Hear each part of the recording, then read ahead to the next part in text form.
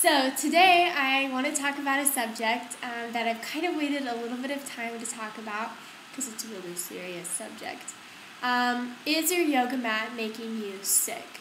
First, I think we should address gear, proper gear for hot yoga. And this is something that I researched when I was buying my mat and trying to find the best mat for hot yoga. And there really wasn't a lot of information out there. And I think it's so important because your mat can harbor a lot of bacteria if your mat is exceptionally porous, and this can be actually really unhealthy for you. Take it from me because I actually got staph from my mat probably a month ago. And yeah, I know staph lives on the skin and blah, blah, blah. Everyone has their own reasoning. And my dad still doesn't believe that I healed myself from it naturally. I did, and that's a totally another video. And so I can talk about that later.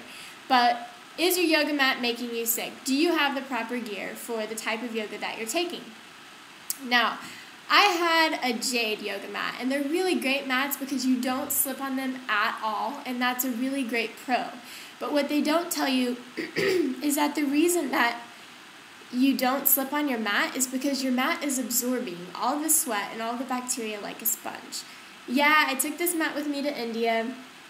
I brought it back. I cleaned it just like they suggested. I cleaned it with the vinegar. I did all the different solutions. I soaked it in the bathtub and tried to let it completely dry out. But when you're practicing yoga 5, 6, and 7 times a week, especially a hot yoga, your mat does not have time to dry out. And that was really the case that was happening with me. And I was a little bit lazy and didn't exactly sanitize it properly.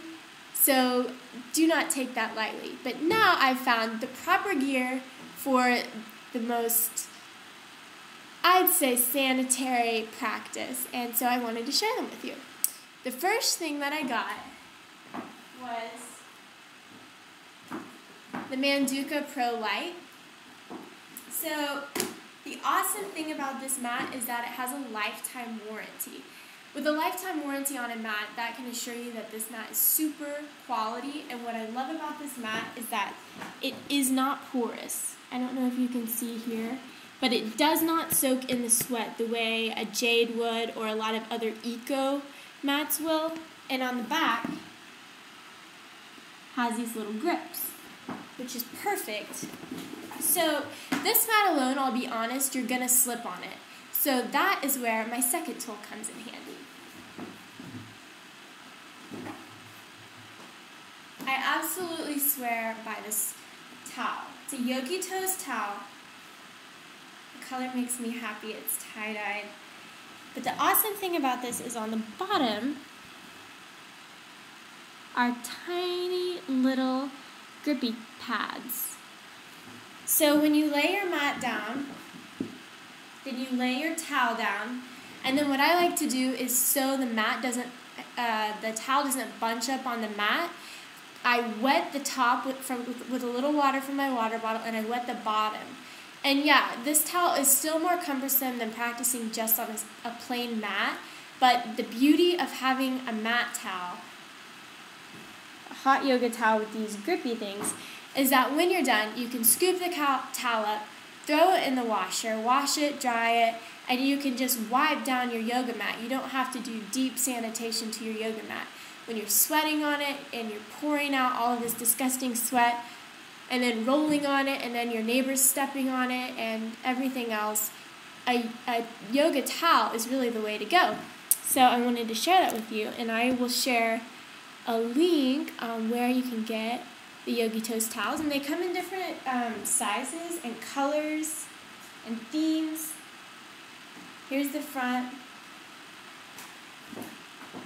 Back, it's the same. Has this stitching. Super durable. And this is actually antimicrobial, which anything that says antimicrobial, sanitary, I'm gonna buy it, because after getting staph, let me show you. You can hardly see it now because I've been using my coconut oil on it. Here's where it was. My whole arm swelled up about like this big. It was tight and bright red, and then I could squeeze out all of this white ooze. It was disgusting. And anyway, I applied apple cider vinegar and drank turmeric and a lot of other things, and that's a completely different blog post. But I wanted to share with you the ways that you can make your hot yoga session the most sanitary that it can possibly be, and easier on you, because when you're practicing a lot, it's important that you have the proper tools. So, Yogi Toast towel, Manduka Pro Light. It's a midnight blue color, which I love. And the jade mat again was great, but it wasn't great for me with hot yoga. Not when you're practicing so frequently. You don't need something that's like a sponge, because think of all the things that it's absorbing. That's just my advice on proper yoga gear. Okay, have a good night.